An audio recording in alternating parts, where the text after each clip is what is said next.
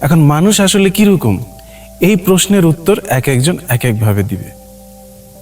আমি এখানে মানুষের ব্যাপারে খুব কমন কিছু ফ্যাক্ট সংক্ষেপে তুলে ধরব, যেগুলো আপনারা সবাই জানেন। যেমন মানুষ তার শৈশবে বা কৈশোরে কিংবা উঠতি যুবক বয়সকালে একটা নির্দিষ্ট এলাকার মধ্যে, একটা নির্দিষ্ট গণ্ডির মধ্যে বেড়ে ওঠে বা দাপিয়ে বেড়ায়। পরবর্তীকালে যে এলাকাটিকে সেই মানুষ তার নিজের বাড়ি, তার নিজের এলাকা বা দেশের বাড়ি হিসেবে চিহ্নিত করে।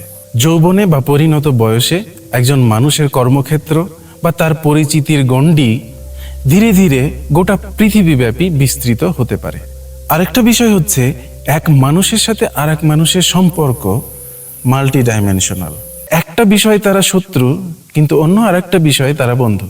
অর্থাৎ আমি যেটা বলতে চাচ্ছি, মানুষের বন্ধু কিংবা শত্রু, সহযোগী কিংবা বিরোধী, এটার কোনো ফিক্সড তালিকা নেই। কোনো এক বিষয়ে যখন তারা শত্রু, অন্য বিষয়ে তারা আবার বন্ধুও হতে পারে।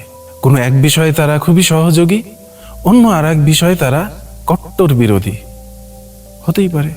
কিন্তু বর্তমান রাষ্ট্রীয় ব্যবস্থায় শিয়ালকে এবং মুরগিকে একই খাঁচায় জোর করে আটকে রাখার ব্যবস্থা করা হয়েছে।